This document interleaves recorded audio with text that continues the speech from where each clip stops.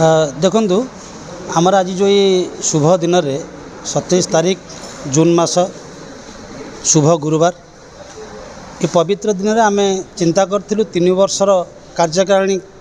जो थिला कमिटी ताको नुआ कमिटी करिवु एवं जो माने पुराना कमिटी थिले से माने हमको सहयोग देवे आमको उपदेश देवे एवं सहयोगी कर्मी हिसाब से आम सहित दीर्घ सारा जीवन पे रहिबे। नुआ नुआ पिला माने आछंदी ये बारिक जातिटा कौन ओडिशा सारा जानिबा दरकार। आपण देखिबे विभिन्न जाति के सरकार बारिक दउछन मान्यता दउछन एससी एसटी मानकु ता छुआ माने पाठ पढि बाछु किंतु बारिक जाति छुट्टी काटछन लोक माने सुंदर देखाछन तो से माने जाई नवीन पटनायक रो 24 वर्ष शासन के गुरुत्व दे जाले तार कारण आपण प्रतिरोध करथिले। देखंतु मान्यवर मुख्यमंत्री पूर्वतन जो नवीन पटनायक ना आपण नेले आज आपन को मु धन्यवाद ये दूची पिला जन्म हवा ठारू मृत्यु पर्यंत नवीन सरकार कार्यक्रम किसी ना कि कार्यक्रम रही ए बारिक जाति को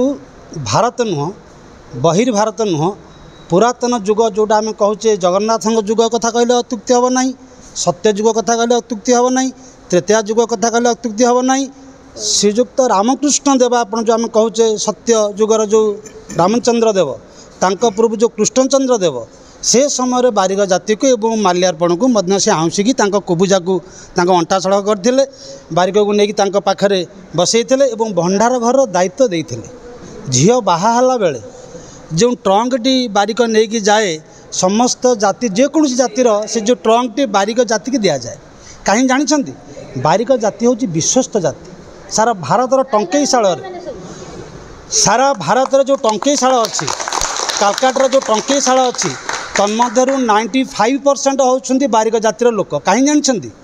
आपड़ देखिए बुझे टंकेशाल अनेक 95% सारा भारतर से माने बारिक किंतु 127 प्रकार सांगिया अच्छी बारिकर खाली बारिक कहले बारिक नुह साहू अच्छा प्रधान अच्छा सेठ अच्छा जेठ अच्छा महापात्र अच्छा सुबुद्धि अच्छा सामल अच्छा अनेक प्रकार सांगिया आमर ये ओडिशार जमी मान्यता पाई सारा भारत में बारिक जातिर सांगिया मान्यता पाई आम गोटे जिनस आम चिंता करें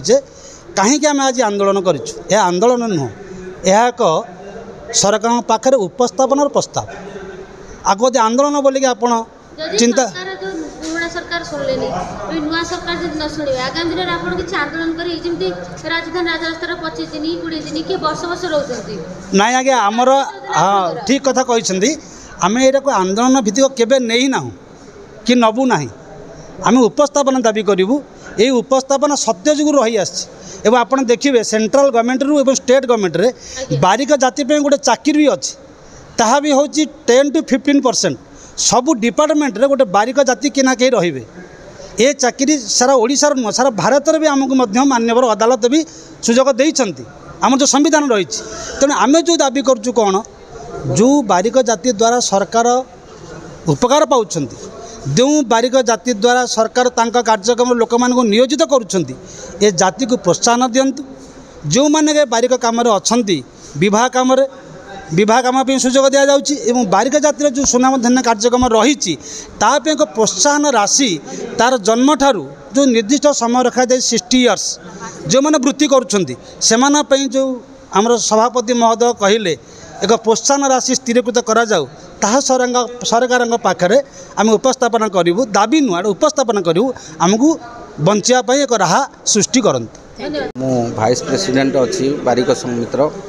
आज की 8 वर्ष है आम सरकार पाखे अनेक दाबी दे आसचु